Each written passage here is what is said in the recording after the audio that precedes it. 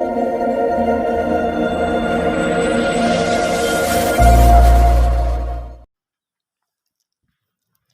ಗೆಳೆಯರೇ, ಈ ವಿಡಿಯೋದಾಗ ಕೂಡ ಬಜಾಜ್ ಪ್ಲಾಟಿನ ಬೈಕ್ ಕೂಡ ಸೆಕೆಂಡ್ ಹ್ಯಾಂಡ್ ಮಾರಾಟಕ್ಕಿದೆ. ನಿಮ್ಗೆ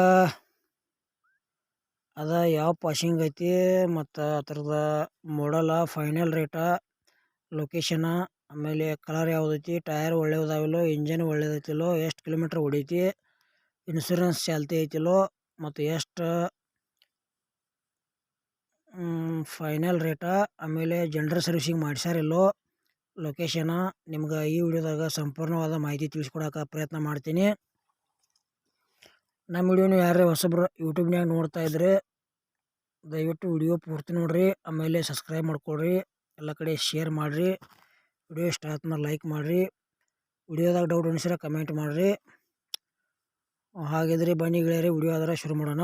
ಗೆಳೆಯರಿದು ಕೂಡ Bajaj Platina bike second hand ಮಾರಾಟಕ್ಕಿದೆ. ಗೆಳೆಯರದು ಕಲರ್ ಬ್ಲ್ಯಾಕ್ ಬರ್ತೈತಿ. 2013 ಮಾಡಲ್ ಐತಿ. ಮತ್ತು ಸೆಕೆಂಡ್ ಓನರ, ಇನ್ನು ನೀವು ತೊಳೋರ್ ಥರ್ಡ್ ಓನರ. 2 ಟೈರ್ ಕಂಡೀಷನ್ದಾವ, ಸ್ಮೂತ್ ಇಂಜನ್ ಐತಿ.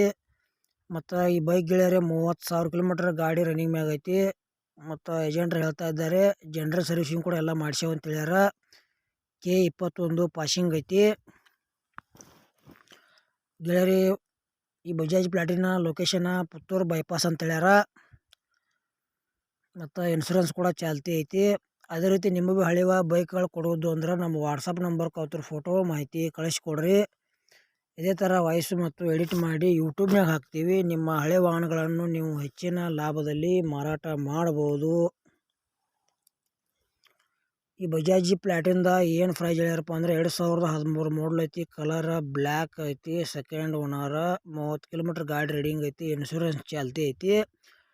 ಪ್ರೈಸ್ ಗೆಳೆಯರು ಬರೀ 20,000 ರೂಪಾಯಿ ಹೇಳ್ಯಾರ. ಒಂಚೂರು ಹೆಚ್ಚು ಕಡಿಮೆ ಆಕೈತಿ ರೇಟ್ನ್ಯಾಗ. ಇಷ್ಟ ಆಯ್ತಂದ್ರೆ ಬಜಾಜ್ ಪ್ಲಾಟಿನ್ ಬೈಕ್ ಖರೀದಿ ಮಾಡ್ಕೋಬೋದು.